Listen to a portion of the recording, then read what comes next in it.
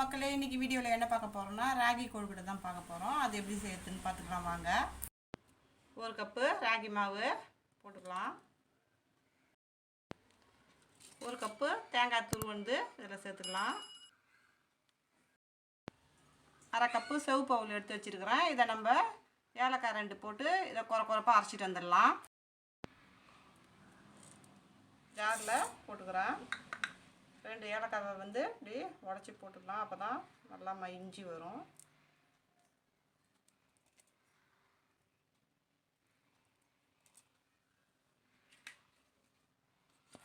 இந்த மாதிரி அரைச்சாச்சு.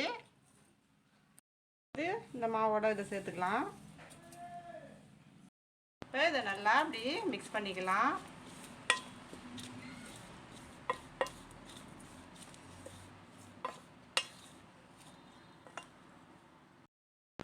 ஒரு பிஞ்சு அளவு சால்ட்டு இதில் சேர்த்துக்கலாம். இதையும் சேர்த்து நல்லா மிக்ஸ் பண்ணிக்கங்க.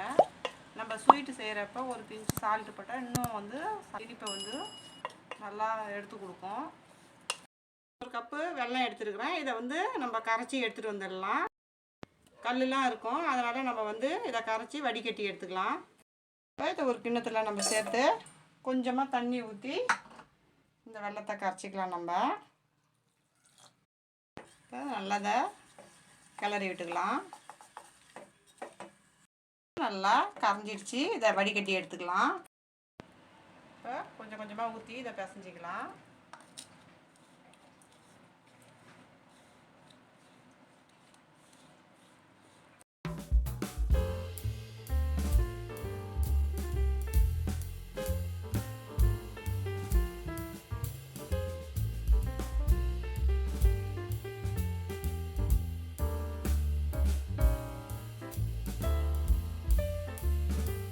நல்லா பிசைஞ்சாச்சு. இது ஒரு 10 நிமிஷம் போல் ஊறட்டும்.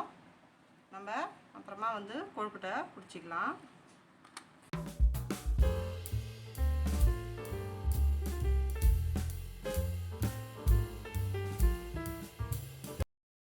மூடி வச்சிடலாம்.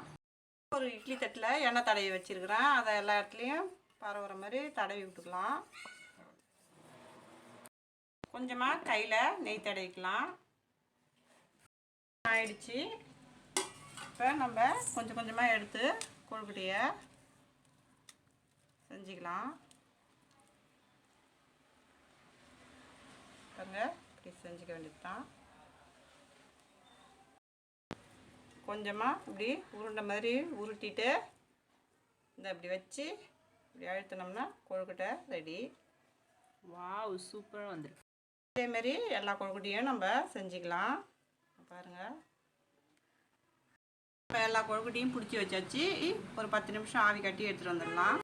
மூடி வச்சிடலாம். கொழுக்கட்டை நல்லா வெந்துடுச்சு. இப்போ இதை பிளேட்டுக்கு மாற்றிக்கலாம். நம்மளுடைய ராகி கொழுக்கட்டை சூப்பராக ரெடி ஆகிடுச்சு. இந்த வீடியோ பிடிச்சிருந்தா லைக் பண்ணுங்கள், ஷேர் பண்ணுங்கள், கமெண்ட் பண்ணுங்கள். மறக்காமல் நம்ம சேனலை சப்ஸ்கிரைப் பண்ணிவிட்டு பக்கத்தில் இருக்க பெல் ஐக்கான் கிளிக் பண்ணி ஆல்னு கொடுத்துருங்க. தேங்க்ஸ் ஃபார் வாட்சிங்.